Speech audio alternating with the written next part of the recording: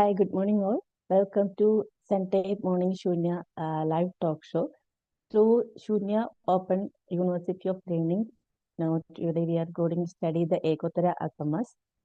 So before going to the chapters, let's start our practice. So we have to do the reverse counting from 9 to 0.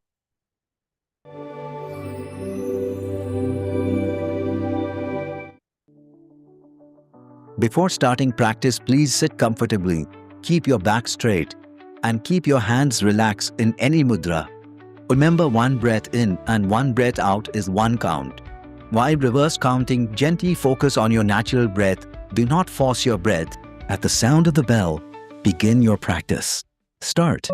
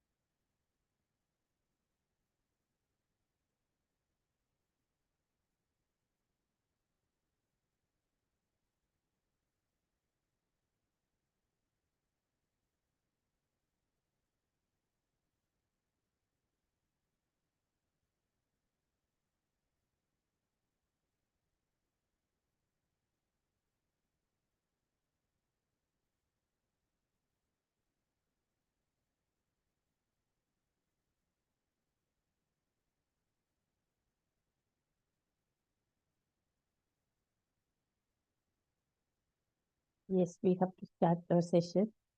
So I will go to read our Ekotara Āgamas.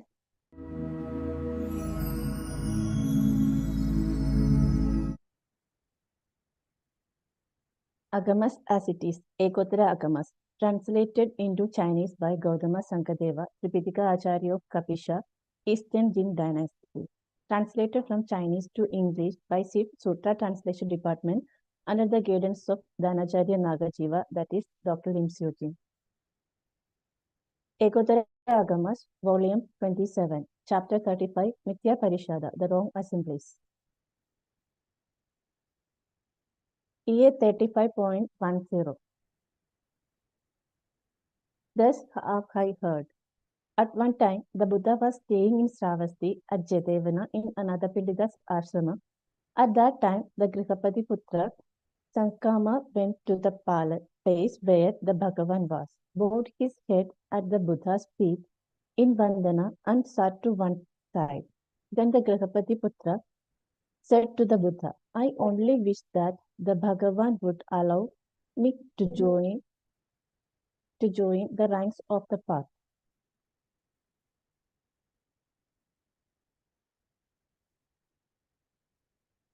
Then the Grihapati Putra attained the path in a quiet and secluded place. He disciplined himself in cultivation and realized the fruit of Dharma. For this reason, a Kulaputra shaves his hair and beard, undergoes pravijya to study the path. Jati and Marana are ended. The Brahmacharya is established. What was to be done is accomplished, and there is no more receiving of a garbha. He knew this as it truly is. At that time, the Sankama became an arhat. Then in that quiet place, this thought arose in him. The appearance of a Tathagata is extremely difficult to encounter. A Tathagata appears only occasionally, just as the Udumbara flowers blooms only once in a long while. Likewise, the appearance of a Tathagata in the world happens only rarely. The destruction of all samsara is also difficult to encounter. Liberation is difficult, and the ending of Krishna, Vairagya, and Nirvana are what is essential. At that time, the Sankama's mother-in-law heard that her son-in-law had become a Shramana, no longer attached to desire, having abandoned his family burdens and cast aside her doctor like a lump of pig. Then the mother went to her daughter and said, Has your husband truly taken to the path? The doctor replied, I also do not know for certain if he has taken to the path or not.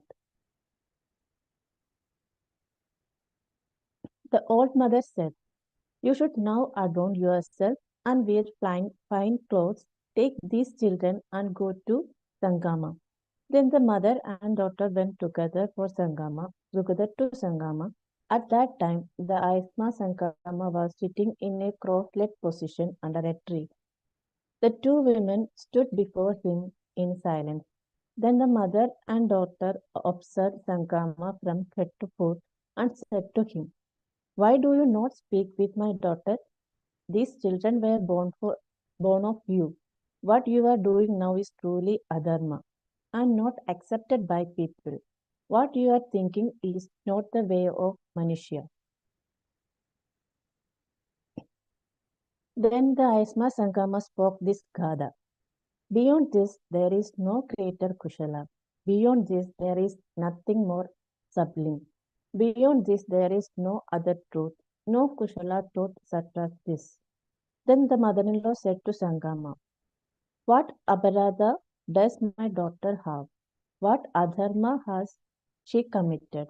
Why have you now disassociated her to undertake pravijya and study the path? Then the Sangama spoke this Gada. The stench of impure conduct, dvesha, and the habit of false speech, jealousy, and an upright chitta lacking, these are what the Tathagata has spoken of. The old mother said to Sangama, it is not only my daughter who is like this.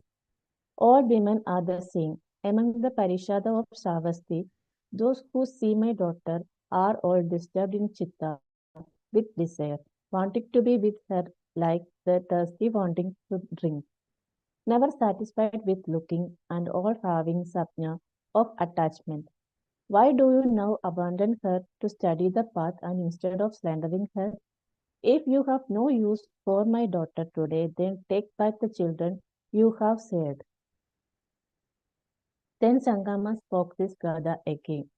I have no children, no fields, property, or rekna. I have no servants, no sahayaka, and no followers.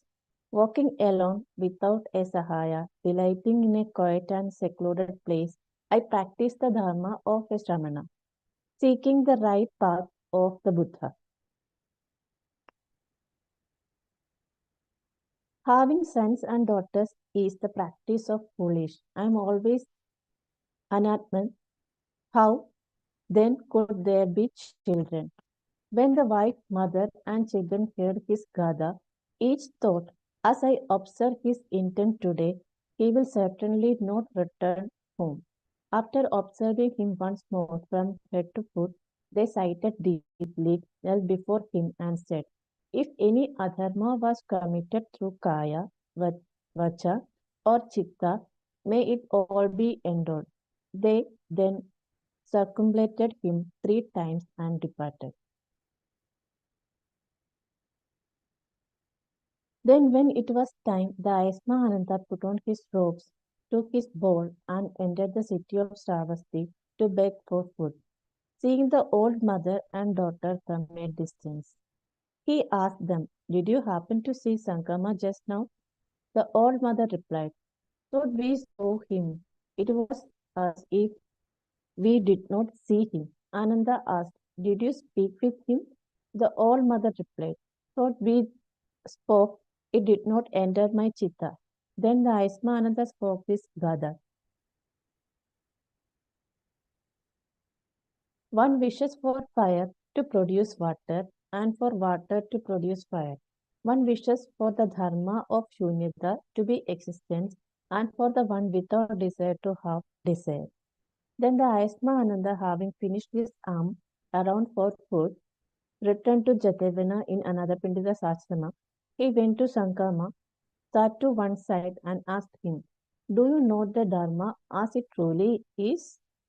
Sankama replied, I have already awakened to the Dharma as it truly is. Ananda asked, how have you awakened to the Dharma as it truly is? Sankama replied, Rupa is anitya and the meaning of impermanence is dukkha. What is painful is anatman. What is non-self is shunyata. Vedana, sapna, samskara and vijnana are all anitya. The meaning of impermanence is dukkha. Dukkha is anatman. Anatma is shunyata. These panchaskandha have the meaning of anitya. The meaning of anitya is the meaning of dukkha. I do not belong to them and they do not belong to me. Then Sankama spoke this Gada. Dukkha gives rise to further dukkha. Crossing over dukkha is also like this. Through the Arya Ashtangika Marga, one reaches the place of Shaya, never returning to this jati, wandering no more between devas and manushas. The root of dukkha is exhausted, forever at rest and unmoving. I now see the trace of Shunyata as spoken by Buddha. Now having become an Aran, I shall never again enter a Garbha. Then the Aisma Ananda praised him, saying, Excellent, you have clearly understood the Dharma as it truly is. Then Ananda spoke this Gada. Well guarded are the traces of Brahmacharya, well practiced is the path. Having cut through all Samyojana, you are a true Shishya of Buddha. After Ananda spoke this Gada, he rose from his seat and left. He went to the Bhagavan, bowed his head at the Buddha's feet, and stood to one side. Then Ananda reported the whole matters to the Bhagavan. The Buddha then told the bhikshu, if one wishes to speak fairly to an Aran, one should speak of the bhikshu Sankama. One who can subdue the followers of Mara is also the bhikshu Sangama. This is because the bhikshu Sangama went 7 times to subdue the Mara and has only now accomplished the path. From this time forward, I allow Pravijna to the path up to 7 times. To exceed this limit would be adharma.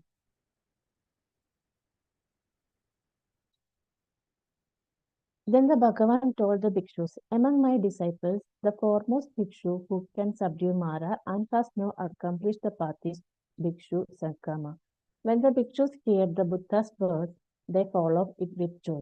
Ekotara Āgamas, volume 27. So, in this chapter, it is clearly mentioned that about Sangama. Sangama is a Grihapati. So he is decided to take a life of a monk. So here Buddha is not teaching that we have to left all the responsibilities and we have to leave the family like that. This is not talking about like this because a monk should be a family man also because already many people proved that we can uh, together we can go with the family life and the spiritual life. So there is no difference between in both, but we have to be what we are like. There is a non-attachment, or like we do not cling on them. Doctors always said that do not cling on that relationship. Here it's clearly mentioned that when the mother-in-law said to Sangama that it's your children, then he's like, I have no like there is no mine and me. So we always think that this is my body, so this is my words, my I am the right person, all others have the wrong views, I have the right views. So everything depends on me, or it's like it's my property, okay, my mother, my family, my society, my organization, everything is related to mind, right? So here it is clearly mentioned that the Panchaskandhas, like the form, then our Vedana, our Sapna, Samskara, everything that is related to what the Mara. So we should always that detachment or the non-attachment with these 5 skandhas. So the fear that we have the like the anger, Vesha, everything is related to Mara. So we have to overcome everything. So we have to practice that everything is impermanent. So when we understood the meaning of impermanence, like we already know that when we see the bubbles, it will a short life they have. They definitely immediately they will gone. So it is all things, whether happiness or dukkha, everything is like that. Because we already know that in our Four Noble Truths, we learned that there is suffering. So suffering is what? Suffering is for all people. All people have the suffering, not the people. All beings in the nature have the suffering. So it's not we are not avoid that. But how we can deal with that is when we have suffering, we just go through that. From going through that suffering, we will definitely get some experience. So through that experiences, we can learn. Otherwise, when we study the books and we thought that, oh, we have too much of knowledge because I have studied the whole sutras, all Vedas. Now I am a very like I am a very knowledgeable person, thinking like that. But a person with too much of experiences have a different kind of people. So materialistic knowledge is there, but when it comes to the real life and real experiences, then only the people are there is that time only the transformation is happening. Because when only through the material knowledge we will never transform. Only through the experience we will able to transform. That's why that is the importance of shunya and this sutra talks that we have to experience in our through only the experience we can able to transform ourselves. Here Sankama also he chosen the monk life, so he understood that everything is impermanent. His family, his body, his relationship, everything is impermanent. So he have to attain the right wisdom. We already know that the our consciousness or the supreme wisdom that will last long.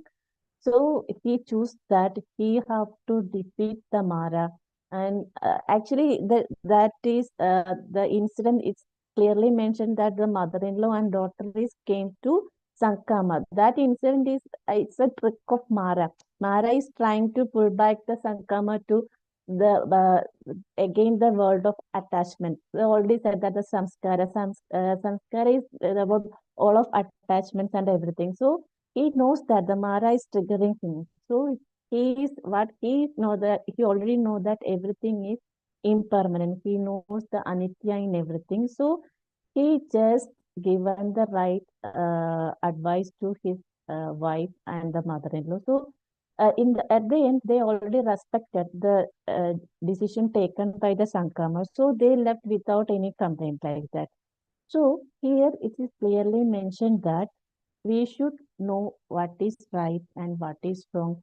We never be in the hands of Mara because Mara is always try to trigger us. So we should always careful about that and be aware about everything. So we should always know that everything is impermanent. This impermanence. When we understood the meaning of impermanence or anitya, then I don't know, the suffering will not last. The craving will not last. The fear will not last because when we already know that everything is impermanent and anitya, we should easily move on to next stage. We not stick on some. We when in our life some problem is came, we stick on that. We are not ready to move on. Why? Because we are very attached to that thing. We already we thought that this is the end of our life, like that, right? But actually, what is our life is just like a river. It is flows. So we should flow along with that wave. So we should learn to let it go. So we have to know the let it go. First, we have to understand that the suffering is impermanent. We should just believe in ourselves. So we have to able to recover anything, and we have to able to go with that. So understanding this meaning of impermanence, we can easily move on from our life. So I think this chapter is clearly explains how our daily life, our suffering, how we can able to letting go, it like just understood the meaning. That is the impermanence of five skandhas and everything. We already studied in the Nine also, but the world is also impermanent, just like an illusion. So just a small space with a small understanding, that is the through the impermanence we can really able to understand, or we can recover from the suffering. This is my small understanding from this chapter. So if the time is up, we can end the session, or we have to, you have any questions, we can check if your questions is there. Otherwise, we can end the session. Okay, there is no question, so we can end the session. So thank you. Thank you so much. Thank you all.